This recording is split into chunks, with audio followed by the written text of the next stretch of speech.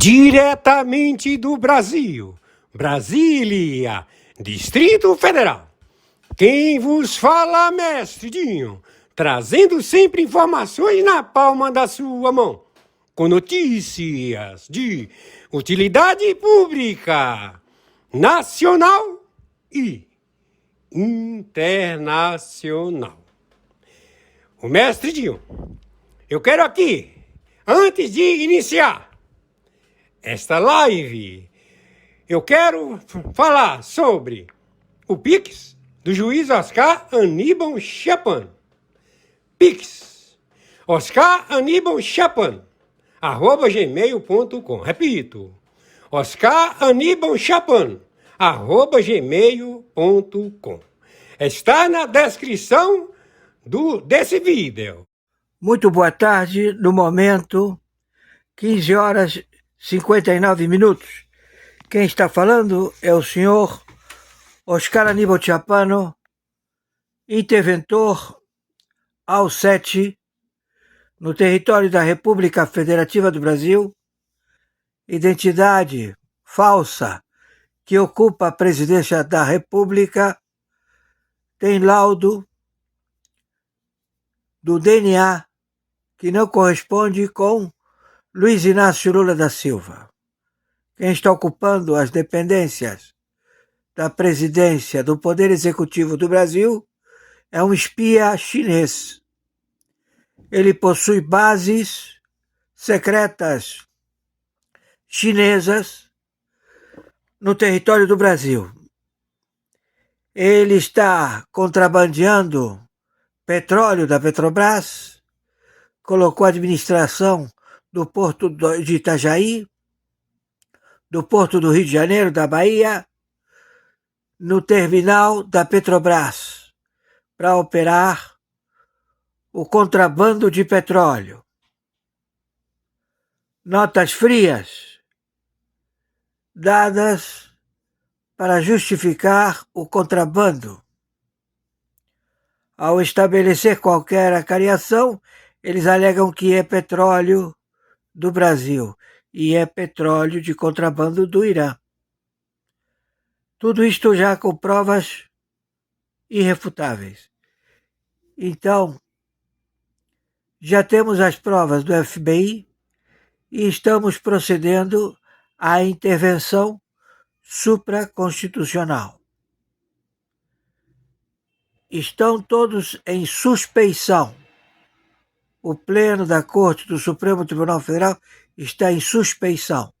Eles são agentes, funcionários públicos envolvidos numa trama mundial efetivado por vários terroristas que roubaram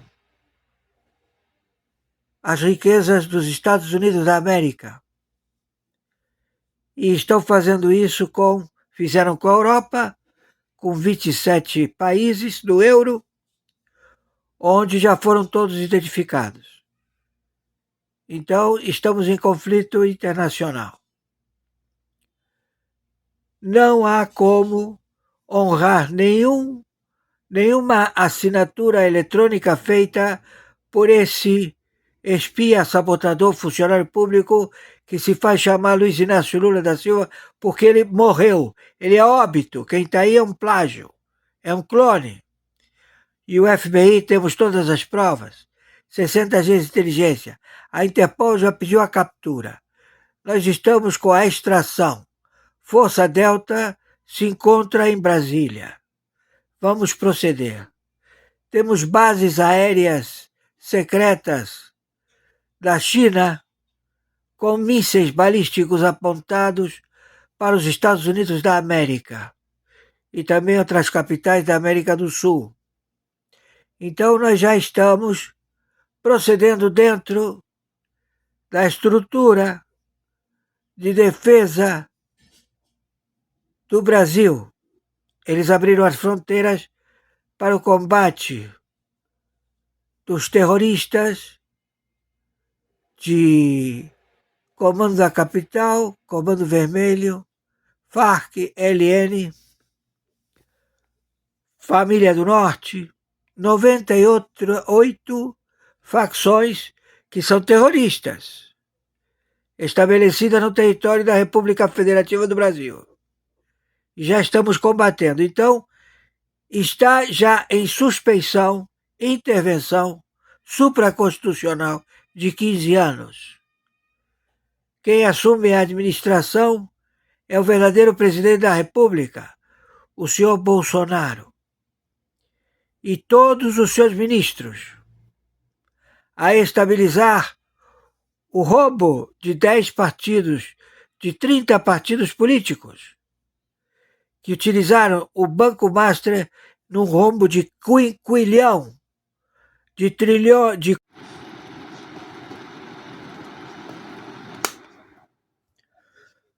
Muito bom dia. Hoje, dia 13 de junho de 2026.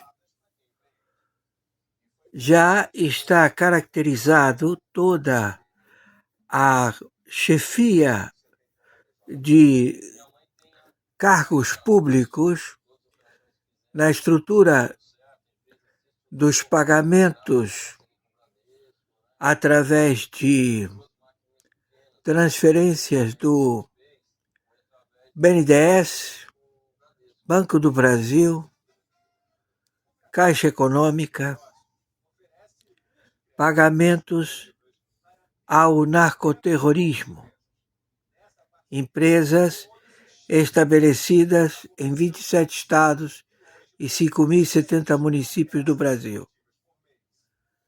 São empresas que elas têm, através de dispositivos financeiros, a transferências para fornecimento de pagamentos da carga do narcotráfico, insumos e também a pasta base. Tudo já investigado, auditado por 60 agências de inteligência que monitora os bancos domésticos e os bancos na localidade de Basileia. Está já feita a intervenção. Estão todos em suspeição. A interdição, ela é supraconstitucional do evento Guerra Atômica Nuclear de componentes militares que se encontram em território brasileiro e da América Central e da América do Sul. Estes contingentes, eles têm armamento e suporte militar de gestores de teocracias e ditaduras com seus ditadores, todos narcoterroristas identificados globalmente. Hoje, dia 13, sábado de junho de 2026. Quem está falando é o interventor, o senhor Oscar Aníbal Chiapano. Estamos procedendo já com os mandados de extração imediata para proceder imediatamente em todos os bancos domésticos compilados em bolsa de valores, que estão lavando fortunas, porque isto não para. Sempre há uma nova rota alternativa para o branqueamento de capital, usando a estrutura financeira do Brasil, há o posicionamento de pagamentos. Por favor, fiquem bem atentos, porque a qualquer momento passa uma aeronave e solta uma bomba. colocando fim a paiol de tráfico de drogas ou de aglomeração de mercenários. Meu Pix de sobrevivência é meu telefone celular 2199-742-0789. Hoje, dia 13 de junho de 2026. Horário 8 horas 15 minutos da manhã. Tenha um bom dia de sábado. Por favor, as matérias elas vão estabelecer mais conhecimento. Por favor, as matérias elas vão estabelecer mais conhecimento.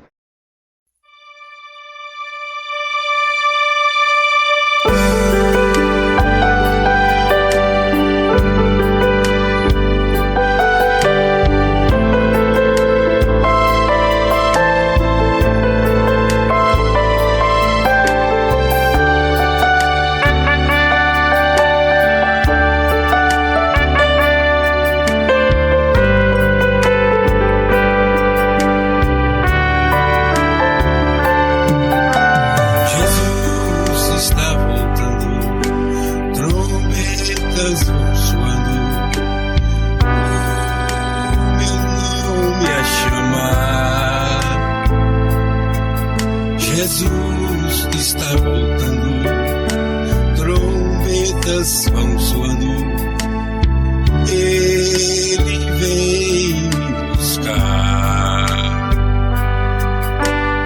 Eu tenho a certeza que a volta do Senhor, pelo teu imenso amor,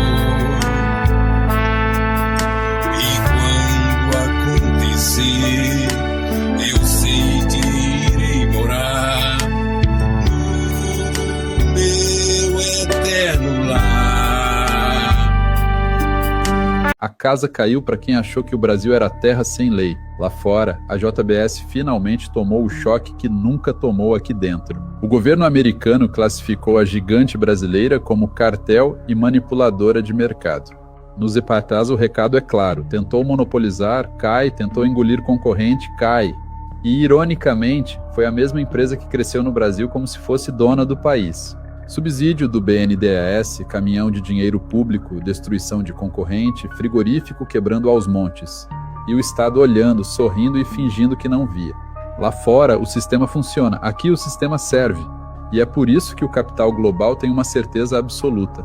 O Brasil é um paraíso para quem é amigo do poder e um inferno para quem produz de verdade.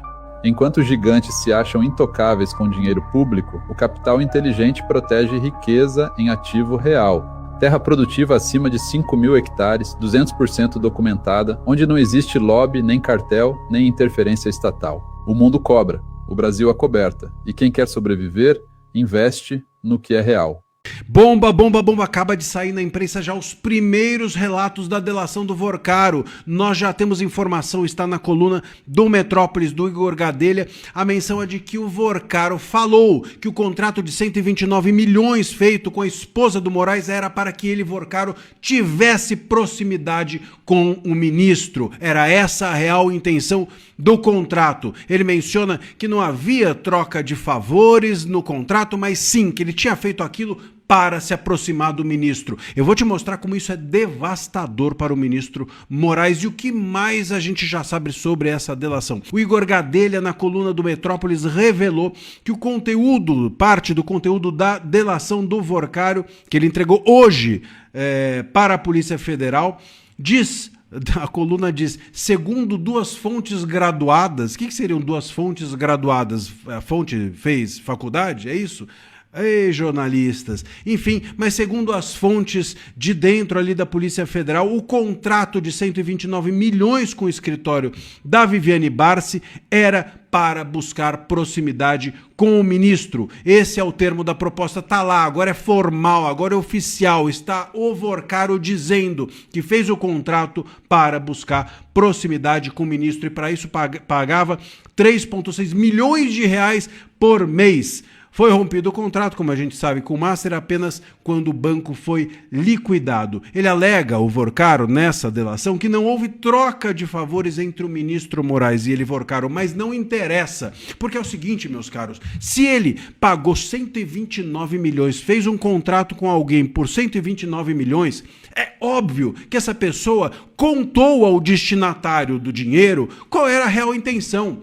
Você consegue conceber a possibilidade de alguém fazer um contrato com outro de 129 milhões de reais e não contar o que quer? Não tem como. É óbvio que contou o que quer. E aí é que entra o ponto. Porque, embora, mesmo que não tenha tido troca de favores, o que a gente não sabe se é verdade, mas a proximidade, comprar a proximidade com o ministro, comprar da esposa do ministro a proximidade com o ministro já é em si ilícito.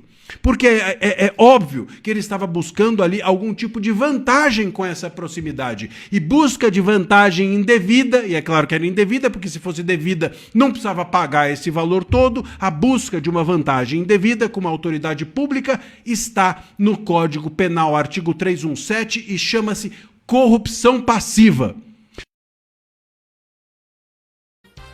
Diz que Daniel Vorcaro chegava na residência... O próprio Vorcaro se jactava disso naquelas mensagens à noiva, né? A então noiva. Chegava na residência oficial da presidência do Senado. Não é a casa de Alcolumbre, não. É o lugar em que vive, em que mora o presidente do Senado, circunstancialmente. Diz que chegava lá, sem avisar, batia na porta e era recebido. Então, uma relação havia. E aí a gente vê um volume de grana como esse, 153 milhões de reais, 30 milhões de dólares, é uma coisa enorme, né? Mas é a base de operação dos valores de Vorcaro, né? Nas suas distribuições. Aqui é uma acusação de propina, é uma acusação de pagamento de propina. Mas se nós pensarmos naquelas relações legais, certo? Não seja maledicente. Se você pensar em contrato com o escritório de advocacia, 130 milhões. Se você pensar em filme, em investimento no cinema nacional, em filme brasileiro, 120 e tantos milhões. Independentemente do valor que tenha sido finalmente pago, as projeções eram nessa base. E para que a gente tenha ordem de grandeza, eu não estou dizendo que uma coisa tem a ver com a outra, pelo amor de Deus, certo? A ANPREV, o Fundo Previdenciário dos Servidores do Estado do Amapá, que é a ANPREV, comandada pelos Alcolumbre. Quem comandava o troço era o ex-tesoureiro de campanha do cara, do presidente do Senado. ANPREV botou naquela base, toma aí pra te salvar, meu irmão, botou no Master 400 milhões de reais. Então não fica um valor tão absurdo. Eu tô fazendo, não tô dizendo que uma coisa tem a ver com a outra, pelo amor de Deus, já tenho muito problema. Eu tô só mostrando ordem de grandeza. 400 milhões da ANPREV pro Master. Então, 153 milhões é uma grana enorme, mas como ordem de grandeza, para a gente ter uma noção de em que lugar a gente está. Finalmente, me permitam 30 segundinhos aqui para fazer um comentário sobre guerra de versões e sobre como é importante analisar a informação.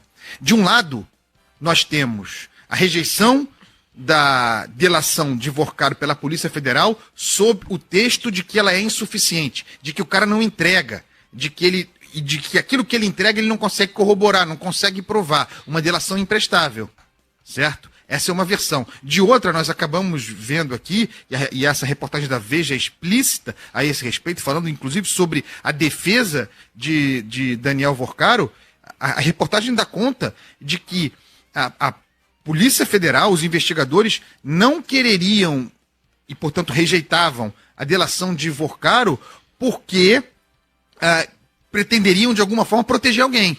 Porque não gostariam, não tinham interesse em investir em investigações, por exemplo, sobre Davi Alcolumbre. A sugestão de que protegeriam um cara, ou alguns caras. Então é nesse lugar que a gente está. O que isso comunica? O vício fatal da delação.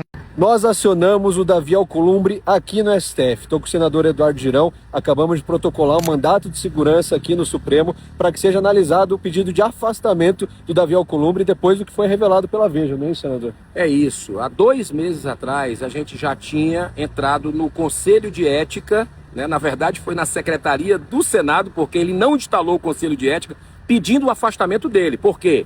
Porque ele não abriu a CPI-CPMI do Banco Master, que tem recorde de assinatura, né? Então a gente está reforçando hoje, através de uma liminar, um pedido de liminar, um mandado de segurança, para que o Supremo Tribunal Federal determine a abertura desse Conselho de Ética. E essas informações trazidas hoje na Veja, de uma suposta propina de 155 milhões, mais do que nunca nós precisamos dessa investigação, porque envolve o presidente do Congresso, o PT da Bahia e muitos outros poderosos que devem explicações. É isso aí, mais do que nunca precisa ser investigado e não tem mais condições. O senador Davi Alcolumbre precisa ser afastado, quiçá cassado, ter o seu mandato cassado, essa que é a verdade. E precisa ser investigado. Banco Master precisa ser investigado. O senador Eduardo Girão e o Partido Novo, diversos parlamentares protocolaram e assinaram o pedido da CPMI do Banco Master. Compartilha esse vídeo pressionando para que seja aberta a CPMI do Banco Master e marca aqui o senador Davi Alcolumbre perguntando: senador, o que são esses 155 milhões? Quem precisa dar explicações é ele. Olha como as coisas começam a se encaixar e o desespero do Lula agora pode ser explicado. Donald Trump recebeu um documento detalhado explicando como que refinarias brasileiras abastecem o crime organizado. Leia-se PCC e Comando Vermelho, agora designados organizações terroristas. Entre essas refinarias, nós temos, por exemplo, a refinaria Rio Grandense, controlada pela Petrobras. É a digital do governo brasileiro, num esquema de venda de nafta e outros elementos para organizações criminosas. Portanto, seria uma associação ao terrorismo. O bicho tá pegando e eu nem esperei decolar para contar isso para vocês.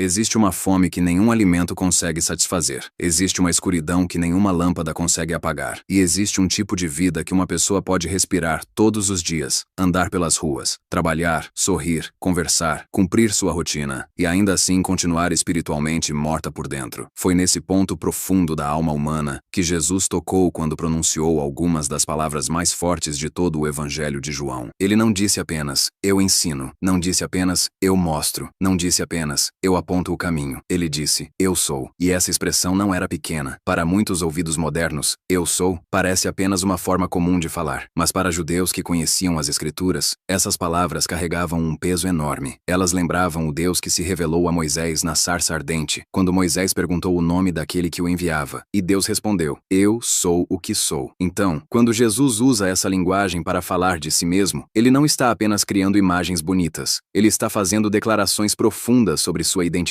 Ele está dizendo que não veio apenas trazer respostas de Deus. Ele veio como a própria resposta de Deus. E é por isso que os 7 eu sou de Jesus não podem ser lidos como frases soltas, nem como metáforas leves para inspirar uma vida melhor. Eles são revelações. Cada eu sou mostra uma dimensão de quem Cristo é e de como ele responde às necessidades mais profundas do ser humano. Quando a alma tem fome, ele diz, eu sou o pão da vida. Quando o coração anda em trevas, ele diz, eu sou a luz do mundo. Quando o ser humano tenta encontrar entrada para Deus por qualquer outro caminho, ele diz, eu sou a porta. Quando falsos líderes exploram, abandonam e confundem as pessoas, ele diz, eu sou o bom pastor. Quando a morte parece ter a palavra final, ele diz, eu sou a ressurreição e a vida. Quando o mundo oferece muitos caminhos, muitas verdades e muitas formas de viver, ele diz, eu sou o caminho, a verdade e a vida. E quando alguém tenta produzir fruto espiritual longe dele, ele diz, eu sou a videira verdadeira. Perceba o que está acontecendo. Jesus não está oferecendo apenas benefícios espirituais. Ele está se oferecendo. Ele não diz, eu tenho pão. Ele diz, eu sou o pão. Ele não diz, eu conheço a luz. Ele diz, eu sou a luz. Ele não diz, eu mostro uma porta. Ele diz, eu sou a porta. Ele não diz, eu sou um pastor entre muitos. Ele diz, eu sou o bom pastor. A diferença é enorme, porque se Jesus apenas tivesse coisas para dar, talvez o ser humano pudesse procurar essas coisas em outro lugar. Mas se Jesus é aquilo de que precisamos, então não existe substituto. O problema é que muita gente queria as dádivas de Jesus, mas não queria o próprio Jesus. Queriam pão, mas não queriam o pão pão da vida. Queriam cura, mas não queriam rendição. Queriam libertação, mas não queriam arrependimento. Queriam milagres, mas não queriam cruz. E talvez essa seja a grande tensão do Evangelho de João. Jesus se revela cada vez mais claramente, mas quanto mais claramente ele se revela, mais os corações são divididos. Alguns se aproximam, outros se escandalizam. Alguns adoram, outros murmuram. Alguns reconhecem a voz do pastor, outros preferem permanecer na escuridão. Neste roteiro, nós vamos caminhar pelos 7 eu sou de Jesus e entender o que ele realmente quis dizer. Não apenas o sentido superficial das palavras, mas o contexto, o impacto, a reação das pessoas e a aplicação espiritual para nós hoje. Porque no fim, a pergunta não é apenas o que significam os 7 eu sou. A pergunta real é: se Jesus é tudo isso, por que ainda tentamos viver como se ele fosse apenas uma parte da nossa vida? A primeira grande declaração acontece depois de um dos milagres mais conhecidos de Jesus. Uma multidão havia sido alimentada com 5 pães e 2 peixes. 5.000 homens, sem contar mulheres e crianças, comeram até se fartar. O impossível aconteceu diante dos olhos deles. O deserto se tornou mesa. A escassez se transformou em abundância. O pouco nas mãos de Jesus se tornou suficiente para todos. A multidão ficou eufórica. E isso é importante, porque aquelas pessoas não viram apenas um milagre bonito. Elas viram uma solução para uma das dores mais antigas da humanidade: a fome. Um líder capaz de multiplicar pão era um líder poderoso. Um homem capaz de alimentar multidões poderia ser o rei que todos esperavam. Alguém assim poderia libertá-los da miséria, resolver suas necessidades e talvez até liderar uma revolução. O próprio texto bíblico mostra que a multidão queria fazer Jesus rei à força. Mas Jesus se retira. Ele rejeita a coroa que a multidão queria oferecer. E aqui está o detalhe que muitos perdem. Jesus não rejeita porque não é rei. Ele rejeita porque eles não entenderam que tipo de rei ele é. No dia seguinte, quando a multidão o encontra do outro lado do mar, Jesus expõe o coração deles. Ele diz que não o procuram porque entenderam os sinais, mas porque comeram do pão e ficaram satisfeitos. Em outras palavras, eles viram o milagre, mas não entenderam a mensagem. O pão multiplicado era um sinal, mas eles ficaram presos ao pão. Queriam mais alimento, mas não queriam a revelação. Queriam provisão, mas não queriam transformação. Então Jesus diz: trabalhai, não pela comida que perece, mas pela comida que permanece para a vida eterna. E então vem a frase central: eu sou o pão da vida. Aquele que vem a mim jamais terá fome, e aquele que crê em mim jamais terá sede. Essa declaração é profunda porque Jesus não diz: eu dou o pão da vida. Ele diz: eu sou o pão da vida. Ou seja, a resposta para a fome mais profunda do ser humano não é algo que Jesus entrega separado dele, é ele mesmo. A alma humana tem uma fome que comida não resolve. Você pode ter uma mesa cheia e continuar vazio, pode ter dinheiro e continuar insatisfeito, pode ter reconhecimento e continuar inseguro, pode ter entretenimento todos os dias e ainda sentir um buraco silencioso dentro de si, porque existe uma fome que não é do estômago, é da alma, e essa fome só encontra descanso em Cristo. Mas a multidão não estava pronta para isso. Eles queriam pão literal. Jesus oferece sua própria vida. Eles queriam solução imediata. Jesus oferece vida eterna. Eles queriam um Messias que servisse aos desejos deles. Jesus se revela como o Filho enviado pelo Pai, diante de quem todos precisam se render. E então, Jesus aprofunda ainda mais a fala. Ele diz que o pão que ele dará é a sua carne pela vida do mundo. Para ouvidos religiosos, isso parecia escandaloso. Muitos começaram a discutir. Outros murmuraram. Alguns acharam a palavra dura demais. Mas Jesus não estava falando de um ritual estranho ou literalismo grotesco. Ele estava falando de dependência absoluta. Assim como o corpo depende de alimento para viver, a alma depende de Cristo. Assim como ninguém pode comer por você, ninguém pode crer por você. Assim como o pão precisa ser recebido, Cristo precisa ser recebido pela fé. A linguagem é forte porque a entrega é total. Jesus está dizendo que não basta admirar seus milagres. É preciso participar da sua vida, receber sua obra, depender da sua graça, reconhecer que, sem ele, a alma continua faminta. E aqui acontece uma das cenas mais tristes do Evangelho. Muitos dos seus discípulos voltaram atrás e já não andavam com ele. Não foram apenas inimigos, não foram apenas fariseus, foram discípulos. Pessoas que tinham ouvido suas palavras, visto seus sinais, caminhado perto dele. Mas quando a mensagem deixou de ser confortável, quando a verdade exigiu entrega, eles foram embora. Jesus não correu atrás deles para suavizar a mensagem. Ele não tentou tornar a verdade mais agradável. Ele apenas se virou para os 12 e perguntou: quereis vós também retirar-vos? Essa pergunta atravessa os séculos, porque todo mundo gosta de Jesus quando ele multiplica o pão, mas nem todos permanecem quando ele revela que o verdadeiro pão é ele mesmo. Pedro responde com uma das declarações mais bonitas da fé cristã: Abraão: Senhor, para quem iremos nós? Tu tens as palavras da vida eterna. Essa é a resposta de quem entendeu. Não existe outro lugar, não existe outro pão, não existe outra fonte. A primeira declaração nos obriga a perguntar: de que você está se alimentando? Porque tudo neste mundo promete saciar. O sucesso promete, o prazer promete, o dinheiro promete, a aprovação promete, a religião vazia promete, o entretenimento promete, mas o pão deste mundo sempre acaba. E quando ele acaba, a fome volta. Jesus não veio oferecer um suplemento espiritual para melhorar nossa rotina. Ele veio ser a própria vida que sustenta a alma. Ele é o pão que desceu do céu, e quem vem a ele jamais será lançado fora. A segunda declaração nos leva a outro cenário profundamente simbólico. Jesus está em Jerusalém, no contexto da festa dos tabernáculos. Essa festa lembrava o período em que Israel viveu no deserto, habitando em tendas, sendo guiado, sustentado e protegido por Deus. Era uma celebração marcada por memória, alegria e esperança. Durante essa festa, enormes lâmpadas eram acesas no templo. A luz iluminava Jerusalém e lembrava a coluna de fogo que guiou o povo de Israel no deserto. Imagine a cena: a cidade cheia, o templo movimentado, a festa acontecendo, as lâmpadas brilhando, a memória da presença de Deus no deserto viva na mente do povo. E é nesse contexto que Jesus se levanta e declara: Eu sou a luz do mundo. Quem me segue não andará em trevas, mas terá a luz da vida. Mais uma vez, ele não diz apenas: Eu trago luz. Ele diz: Eu sou a luz. Essa diferença é essencial. A luz revela o que está escondido. A luz mostra o caminho. A luz dissipa o medo. A luz separa a realidade de ilusão. A luz permite que vejamos como as coisas realmente são. Quando Jesus diz que é a luz do mundo, ele está afirmando que sem ele, o ser humano permanece em escuridão espiritual. E a escuridão espiritual não é apenas falta de informação. Uma pessoa pode ter estudo, inteligência, religião, tradição, cultura e ainda andar em trevas. Porque trevas, no Evangelho de João, não são apenas ignorância, são resistência à verdade de Deus. O problema humano não é somente não saber, é muitas vezes não querer vir para a luz, porque a luz expõe. Jesus já havia dito que a luz veio ao mundo, mas os homens amaram mais as trevas do que a luz, porque suas obras eram más. Essa é uma frase dura, mas honesta. A luz de Cristo consola, mas também confronta. Ela guia, mas também revela. Ela aquece, mas também expõe o que preferimos esconder. Por isso, nem todo mundo quer luz. Muitos querem apenas alívio sem exposição. Querem paz sem verdade. Querem direção sem arrependimento. Querem espiritualidade sem confronto. Mas Jesus não é uma luz decorativa. Ele é a luz do mundo. E essa declaração incomodou imediatamente os fariseus. Eles disseram que o testemunho dele não era verdadeiro porque ele dava testemunho de si mesmo. Mas Jesus responde que seu testemunho é verdadeiro porque ele sabe de onde veio e para onde vai. Eles julgavam segundo a carne. Ele falava a partir da comunhão com o Pai. Aqui está um ponto profundo. Os fariseus estavam diante da luz e tentavam julgá-la com olhos escurecidos. Tinham escritura, mas não enxergavam o Verbo encarnado. Tinham religião, mas não reconheciam a presença de Deus. Tinham zelo, mas não tinham luz. Isso também é possível hoje. Uma pessoa pode estar cercada de linguagem religiosa e ainda não estar seguindo a luz de Cristo. Pode conhecer termos bíblicos, frequentar ambientes cristãos, defender opiniões religiosas e, mesmo assim, resistir ao que Jesus está revelando no coração. Porque seguir a luz não é apenas concordar com uma ideia. Jesus diz: Quem me segue não andará em trevas. Seguir é movimento, é direção, é obediência, é caminhar atrás dele. A promessa não é para quem apenas admira a luz de longe, mas para quem segue a luz. E quem segue Cristo recebe a luz da vida. Essa expressão é maravilhosa. Não é apenas luz para entender conceitos. É luz que dá vida. É luz que reorganiza a alma. É luz que mostra onde estamos errados, mas também mostra o caminho de volta. É luz que ilumina a culpa com graça. Ilumina a confusão com verdade. Ilumina o medo com presença. Ilumina o pecado com arrependimento. Ilumina o sofrimento com esperança. E aqui surge uma pergunta inevitável. Onde você tem buscado luz? Muita gente busca luz em opinião humana, em conselhos que mudam toda semana, em filosofias que prometem liberdade, mas deixam a alma mais perdida, em espiritualidades vagas que falam de energia, mas não falam de pecado, cruz e redenção, em gurus, influenciadores, sistemas, métodos e promessas de autoconhecimento. Mas Jesus não se apresenta como uma luz entre muitas. Ele diz: Eu sou a luz do mundo. Não apenas de Israel, não apenas dos religiosos, não apenas dos que já se consideram bons, do mundo. Isso significa que toda pessoa, de qualquer cultura, época ou história, só enxerga a verdade última da vida quando é iluminada por Cristo. Sem ele, podemos até enxergar partes da realidade, mas não enxergamos o centro, e o centro é Deus. A segunda declaração nos ensina que o problema do ser humano não é apenas fome, fome, é cegueira. Precisamos de pão, mas também precisamos de luz. Precisamos ser sustentados, mas também guiados. Cristo é o pão que sacia, e é a luz que nos tira das trevas. Agora Jesus usa uma imagem rural, simples e poderosa, um redil de ovelhas. Para quem vivia naquele contexto, essa imagem era fácil de entender. À noite, as ovelhas eram recolhidas em um espaço protegido. Havia uma entrada. O pastor conhecia suas ovelhas. As ovelhas reconheciam sua voz. O perigo vinha de ladrões, lobos e falsos cuidadores. Mas o contexto dessa declaração é muito importante. Antes de falar sobre porta e pastor, Jesus havia curado um homem cego de nascimento. Esse homem, que passou a vida inteira sem enxergar, recebe visão por meio de Jesus. Mas os fariseus, em vez de celebrarem o milagre, ficam incomodados porque a cura aconteceu em dia de sábado. Eles interrogam o homem, pressionam seus pais, questionam Jesus e, no fim, expulsam o homem da sinagoga. Pense na ironia. O homem que era cego agora vê. Os líderes que diziam enxergar revelam que estão espiritualmente cegos. O homem curado é excluído pelo sistema religioso, mas encontrado por Jesus. É depois disso que Jesus começa a falar sobre o redil, as ovelhas, os ladrões e a porta. Ele diz: "Eu sou a porta das ovelhas." Essa é uma das declarações mais exclusivas de Jesus. A porta é o ponto de entrada. A porta separa o lado de fora do lado de dentro.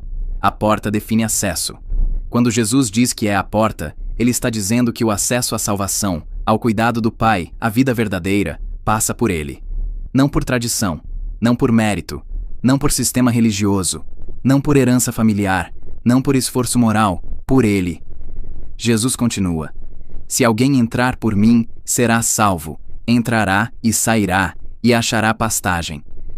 Aqui existem 3 ideias: salvação, liberdade e provisão. A ovelha entra e é salva. Entra e sai com segurança. Encontra pastagem. Isso mostra que Jesus não é uma porta para a prisão. Ele é a porta para a vida. Muitas pessoas imaginam que seguir Cristo é perder liberdade, mas Jesus apresenta o contrário. Fora dele, a ovelha está exposta. Fora dele, há ladrões. Fora dele, há perigo. Fora dele, há falsas promessas. Dentro dele, há salvação, cuidado, direção e alimento. Então Jesus faz o contraste. O ladrão não vem senão para roubar, matar e destruir. Eu vim para que tenham vida, e a tenham em abundância. Essa frase é muito conhecida, mas precisa ser lida no contexto. Jesus está contrastando sua missão com a dos falsos pastores. O ladrão usa a ovelha. Cristo dá vida à ovelha. O ladrão explora. Cristo protege. O ladrão entra por outro caminho. Cristo é a porta verdadeira. O ladrão promete ganho, mas entrega destruição. Cristo chama a rendição, mas entrega vida abundante. Essa vida abundante não é uma promessa rasa de conforto material. Não significa ausência de sofrimento. Não significa que todo problema desaparece. Significa vida verdadeira. Vida reconciliada com Deus. Vida sustentada pela presença do pastor. Vida que começa agora e continua na eternidade. Aqui precisamos ser claros. Se Jesus é a porta, então não existem várias entradas equivalentes para Deus. Essa verdade incomoda o mundo moderno, porque nossa cultura gosta de dizer que todos os caminhos levam ao mesmo lugar. Mas Jesus não falou assim. Ele não se apresentou como uma opção espiritual entre outras. Ele se apresentou como a porta. E isso não é arrogância humana, é revelação divina. A exclusividade de Cristo não é uma barreira cruel. É a graça de Deus abrindo uma porta real para pecadores perdidos. O problema não é existir apenas uma porta. O milagre é existir uma porta. Porque se Deus fosse apenas justo, o ser humano rebelde não teria entrada nenhuma. Mas em Cristo, a porta foi aberta. E essa porta tem forma de cruz. Por meio da morte e ressurreição de Jesus, o caminho para o Pai foi aberto. A separação causada pelo pecado foi vencida. O acesso não se baseia no quanto somos bons, mas no quanto Cristo é suficiente. A pergunta que essa declaração nos faz é direta. Por qual porta você está tentando entrar? Pela porta da própria bondade? Pela porta da religião sem Cristo? Pela porta das obras? Pela porta da comparação com pessoas piores? Pela porta de uma espiritualidade construída do seu jeito? Jesus diz: "Eu sou a porta." Não é uma ameaça vazia, é um convite urgente. Quem entra por ele encontra salvação. Quem insiste em escalar o muro confia em si mesmo e permanece em perigo. A terceira declaração nos mostra que Jesus não é apenas alimento e luz. Ele é acesso. Ele é entrada. Ele é a porta pela qual a ovelha perdida volta para casa. Depois de dizer que é a porta, Jesus aprofunda a imagem e declara: "Eu sou o bom pastor." Essa talvez seja uma das imagens mais amadas de Jesus. Mas quando ele disse isso, a frase não era apenas confortável, era confrontadora, porque no Antigo Testamento, pastores eram frequentemente usados como imagem dos líderes de Israel. Reis, sacerdotes e líderes espirituais deveriam cuidar do povo como pastores cuidam de ovelhas. Mas muitas vezes esses pastores falharam. Os profetas denunciaram líderes que se alimentavam das ovelhas em vez de alimentá-las. Líderes que exploravam, abandonavam, dispersavam e feriam o povo. Então, quando Jesus diz, "Eu sou o bom pastor", ele está se colocando em contraste direto com os falsos pastores. Ele não é como o ladrão, não é como o mercenário, não é como o líder religioso que usa as pessoas para preservar poder. Ele é o pastor bom, verdadeiro, fiel. E então Jesus define o bom pastor com uma frase decisiva. O bom pastor dá a sua vida pelas ovelhas. Aqui está o centro da declaração. O bom pastor não apenas guia, ele se entrega. Não apenas protege quando é conveniente. Ele permanece quando o lobo vem. Não foge quando há perigo. Não abandona o rebanho para salvar a própria reputação. Não sacrifica as ovelhas por si mesmo. Ele sacrifica a si mesmo pelas ovelhas. Isso aponta diretamente para a cruz. Jesus não está apenas descrevendo uma virtude pastoral bonita. Ele está anunciando sua morte. A cruz não foi acidente. Não foi derrota inesperada. Não foi apenas consequência da oposição humana. Jesus entrega sua vida voluntariamente. Ele mesmo diz que ninguém tira sua vida dele, mas ele a dá por sua própria vontade. Esse é o amor do bom pastor. Um amor consciente, um amor sacrificial, um amor que conhece o preço e ainda assim escolhe pagar. Depois Jesus fala do mercenário. O mercenário não é dono das ovelhas. Ele cuida delas enquanto é vantajoso, mas quando vê o lobo chegando, foge. Por quê? Porque não se importa verdadeiramente com as ovelhas. Essa imagem é muito atual. Nem todo líder espiritual tem coração de pastor. Alguns têm coração de mercenário. Ficam enquanto há benefício, pregam enquanto há aplauso, cuidam enquanto isso fortalece sua imagem. Mas quando o cuidado exige sacrifício, somem. Quando a verdade custa popularidade, se calam. Quando o lobo aparece, protegem a si mesmos. Jesus é diferente. Ele conhece suas ovelhas. E suas ovelhas o conhecem. Essa linguagem de conhecimento é íntima e profunda. Não é apenas saber informações, é relacionamento. Jesus conhece os seus. Conhece suas feridas. Conhece suas fraquezas. Conhece suas quedas. Conhece as lágrimas que ninguém viu. Conhece as lutas que você não conseguiu explicar. Conhece o medo escondido atrás do sorriso. Conhece a oração que saiu sem palavras. E mesmo conhecendo tudo, ele não abandona. Esse é o consolo do bom pastor. Mas há também uma responsabilidade. As ovelhas ouvem sua voz. Essa é uma marca dos que pertencem a Cristo. Eles podem até se confundir por um tempo, mas a voz do pastor os chama de volta. Podem passar por vales escuros, mas a voz do pastor continua guiando. Podem ser pressionados por vozes estranhas, mas aprendem a discernir a voz daquele que deu a vida por eles. Jesus também diz: "Tenho ainda outras ovelhas que não são deste aprisco. A essas também me convém conduzir." Aqui, ele abre o horizonte da missão. O rebanho não ficaria limitado a uma nação. Gentios seriam alcançados. Pessoas de diferentes povos, línguas, culturas e épocas ouviriam a voz de Cristo e seriam reunidas em um só rebanho, sob um só pastor. Isso inclui nós. Nós não estávamos ali naquela cena. Não caminhamos fisicamente pelas estradas da Galileia. Não ouvimos a voz audível de Jesus no templo, mas pela palavra e pelo Espírito, a voz do pastor ainda chama, e aqueles que são dele reconhecem esse chamado. A quarta declaração nos confronta com uma pergunta simples e profunda: quem está pastoreando sua vida? Porque todos seguem alguma voz. A voz do medo, a voz da culpa, a voz da ambição, a voz da cultura, a voz de falsos líderes, a voz do próprio ego. Mas só uma voz deu a vida por você. Só uma voz atravessou a morte para te buscar. Só uma voz pode te conduzir a pastos verdadeiros. Jesus é o bom pastor, e quando ele guia, até o vale da sombra da morte não é o fim da história. Agora chegamos a uma das cenas mais emocionantes do Evangelho de João. Betânia. Lázaro está morto. Marta e Maria estão de luto. A casa está cheia de dor. O irmão que elas amavam foi colocado em um túmulo. E Jesus, que poderia ter chegado antes, chega depois. Esse detalhe é difícil, porque a mensagem havia sido enviada: Senhor, aquele que amas está enfermo. Mas Jesus não foi imediatamente. Ele esperou. E quando finalmente chegou, Lázaro já estava morto havia 4 dias. Para Marta, a frase que sai do coração é uma mistura de fé e dor. Senhor, se tu estivesses aqui, meu irmão não teria morrido. Essa frase carrega uma pergunta silenciosa. Por que demoraste? Por que não vieste antes? Por que permitiste que a história chegasse até o túmulo? Essa é uma dor que muitas pessoas entendem. Quem nunca sentiu que Deus poderia ter chegado antes? Antes da perda, antes da queda, antes do fim, antes da notícia, antes do enterro de uma esperança. Marta crê em Jesus, mas está ferida pela demora. E então Jesus diz: teu irmão há de ressuscitar. Marta responde com teologia correta. Eu sei que há de ressuscitar na ressurreição do último dia. Ela crê em uma ressurreição futura. Crê que um dia Deus fará tudo novo. Crê na doutrina. Mas Jesus não veio apenas confirmar uma doutrina. Ele veio revelar que a doutrina estava diante dela em forma de pessoa. Então ele diz: Eu sou a ressurreição e a vida. Quem crê em mim, ainda que esteja morto, viverá. E todo aquele que vive e crê em mim, nunca morrerá eternamente. Essa frase é uma das mais profundas da Bíblia. Jesus não diz: Eu realizo ressurreições. Ele diz: Eu sou a ressurreição. Não diz apenas: Eu dou vida. Ele diz: Eu sou a vida. Isso significa que a vida eterna não é apenas um presente futuro. É uma realidade que começa em Cristo. A ressurreição não é apenas um evento no fim da história. É uma pessoa. E onde essa pessoa está, a morte perde seu poder final. Jesus então vai até o túmulo. E antes de chamar Lázaro para fora, ele chora. Esse é um dos versículos mais curtos e mais profundos da Bíblia. Jesus chorou. O Filho de Deus diante de um túmulo. A ressurreição em pessoa diante da morte. Aquele que sabe que Lázaro sairá vivo em poucos momentos ainda assim chora. Por quê? Porque Jesus não é indiferente à dor humana. Ele não olha para o sofrimento com frieza. Ele sabe o que vai fazer, mas ainda se comove com o que a morte causou. Ele vê Maria chorando, vê Marta sofrendo, vê a multidão lamentando, vê o estrago do pecado no mundo, vê a dor da separação e chora. Isso nos mostra algo precioso. A fé cristã não nega o luto. A esperança da ressurreição não transforma lágrimas em fraqueza. Jesus chorou antes de ressuscitar Lázaro. Então, ele ordena que removam a pedra. Marta hesita. O corpo já cheira mal. A morte parece definitiva. Mas Jesus ora ao Pai e clama em alta voz: Lázaro, vem para fora. E o morto sai. Não porque teve força, não porque decidiu melhorar, não porque encontrou vida dentro de si mesmo. Saiu porque a voz da ressurreição o chamou. Esse milagre é um sinal. Aponta para o poder de Jesus sobre a morte física, mas também revela algo sobre a morte espiritual. Sem Cristo, o ser humano não está apenas ferido, está morto em seus pecados. E morto não se ressuscita sozinho. Precisa ouvir a voz do Filho de Deus. Precisa receber vida de fora. Precisa que Cristo chame para fora do túmulo. A quinta declaração nos leva ao centro da esperança cristã. A morte não tem a palavra final. O túmulo não tem a palavra final. A perda não tem a palavra final. Cristo tem. Mas a pergunta de Jesus a Marta continua ecoando. Crês tu isto? Essa é a pergunta. Não apenas: você acredita em uma doutrina sobre o fim dos tempos? Mas: você crê que eu sou a ressurreição e a vida? Porque a esperança cristã não está baseada em uma ideia abstrata de imortalidade. Está baseada em uma pessoa viva. Jesus venceu a morte. E quem está nele pode até morrer fisicamente, mas não morrerá eternamente. A sexta declaração acontece em um ambiente de despedida. Jesus está com seus discípulos no cenáculo. A cruz está próxima. Ele lavou os pés dos discípulos.